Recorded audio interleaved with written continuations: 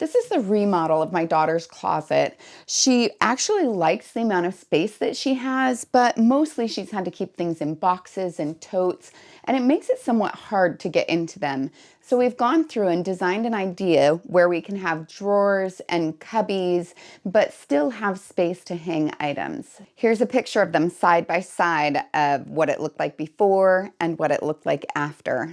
Our first step is to empty the closet. Fortunately, we have this 100-year-old barnwood that we were able to cut down. We cut 4 of them, 46.5 inches. 2 of them will be the center supports that will be on either side of the dresser that we're putting on, and 2 of them will actually be the shelf. We also cut some smaller boards to 24.25 inch, and these are the width of the closet, and we'll put them in just as a support for the shelf and for somewhere for us to stick the hanger. When we sanded these boards, we didn't want to sand them all the way down so that they looked brand new because we like that old barnwood kind of look to them. So pretty much what we did is just softened the corners and made it so that there were no slivers and any dust or debris were knocked off. Now I'll mark the wall where this board ends because that's where the shelf is going to go on top of it. And that will give me a good gauge on where to put my side supporting board. Next, I'll mark the opposite side of the closet as well. Now I'll install the short support boards on the top, and I'll just line them up with the line that I made earlier. I know that there's a stud really close to the corner, so I'll aim for that.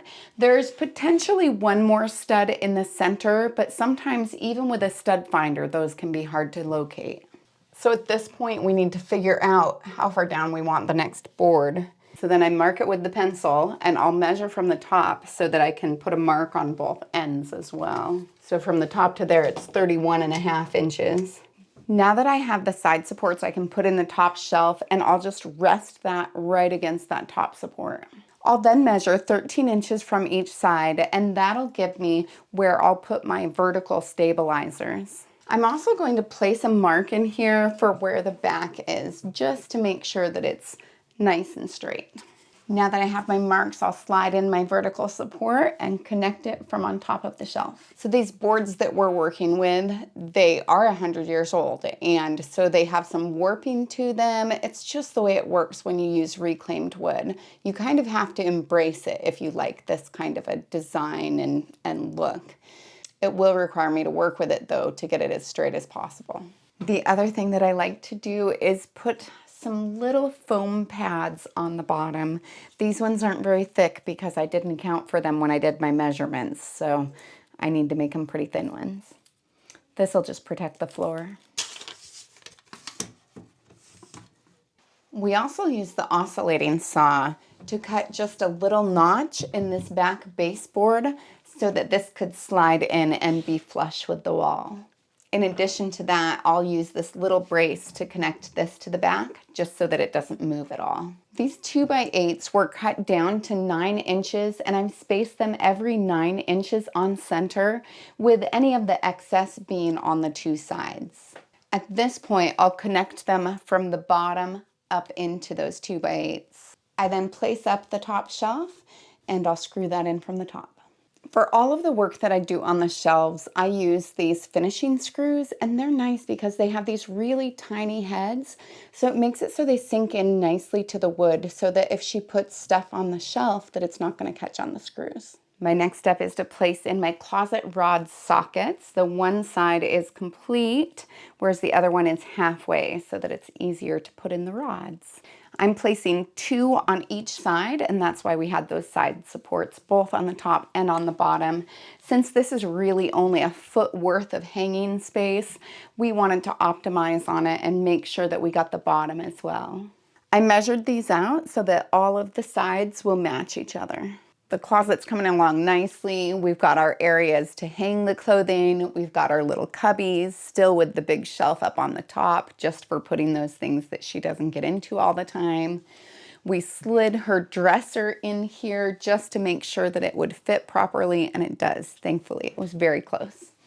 And we did that because we wanted to make sure that we weren't wasting any space. But at the same time, We don't necessarily like these two different colors of wood. I love natural wood, but because we have the barn wood here and it's more of a dull color, and then this is more of the warm and shiny, we decided that it doesn't really go very well. And honestly, it was time for it to have a facelift anyway. It's got some scratches and dings, and it used to have a handle here. We pulled that off so that we could get the new ones, but it does have the one handle that's broken down on the bottom. So definitely time for this one to go get a little makeover. What we'll do for that is first we'll remove all of the hardware. I really like to save the old hardware because sometimes even though I don't like it on a particular piece that I have, there might be another one that it works really well on. And especially since there's one that's broken for this one, we wouldn't want to save it for this, but it's actually nice hardware. So I'll take that off and I'll store that for later and another upcycle. Then we'll remove all of our drawers and take them outside. Now we're going to do a chalk paint for this, and chalk paint is so great because you don't actually have to completely remove the previous finish. It is a good idea to rough it up a little bit. So that's what we'll do. We'll take a little bit of sandpaper, we'll rough up the top of it, and then we'll wipe it off to get any of that dust off.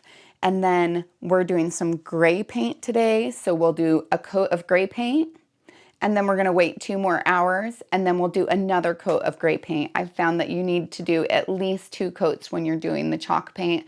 A lot of times they say that you don't have to, but it looks so much better if you do. And then we really like that like old farmhouse look. So we'll go back through and we'll distress all of the detail work on this dresser. Actually, this dresser is like the prime specimen for this, because it has all of these little ridges along even all of the drawers. And so when we sand over those ridges and expose some of the wood, then it just gives it more of that distressed and fun farmhouse look that I love so much. We'll then place a clear finishing wax over the top of it. I really like to use this because it still maintains that more farmhouse look. It doesn't make it shiny beyond just a little bit. You can buff it up if you want to, but I like it to be a little bit matte just so that it maintains that look. We've run into a little issue with the handles in that they're slightly too small for the drawer. There's just a little bit of wood that's blocking the bolt from being able to slide in. So I'll connect the one side and then I'll take care of the other side. Once that dries, I'll install all the new hardware, and this is where it's super fun because you put that new hardware on there and you've got the fresh coat of paint and it makes it look like an entirely new dresser, and so much fun. And then of course it's time to get it back in our closet and put it back together, and then we'll be ready to put everything back in the closet but in its new organized positions. We were also able to find coordinating knobs, so this worked out pretty well. The bolt will stick out a fair amount into the drawer. Eventually, we might decide to cut that off and make it a little bit shorter, file it down so that it's not sharp, but for right now, I think it's okay. We were able to get the dresser back up into the closet, and now we just need to put in the drawers. Overall, I'm really loving how this fits in here and how it looks. The color is kind of perfect. With the sanding down, it brings out the brown that's underneath, and so it kind of ties it in with that barnwood. And because the barnwood is so aged, it kind of has a little bit of that graying wood kind of look anyways. So now all we need to do is put in the dresser drawers, and she's super excited about being able to put all her stuff back. Because I want to give her as much space as possible, I'll be putting up some of these cute little hooks, and I'll put them right at the edge of the closet into those wooden supports that are on the side. And I'll do it out far enough that the clothing won't hit it, but it'll be a good place for her to hang things like purses. So what do you think? Oh my gosh. I love that. You love it? Yeah, I like that color. That color really. I think it looks really good. I love finishing a project, and I love that my daughter appreciates it. She really loves the rustic look to it. She's the one that chose this gray color, and it turned out looking just great. The only thing that she wishes that we could do is change these boards here. So maybe that'll be a future chore.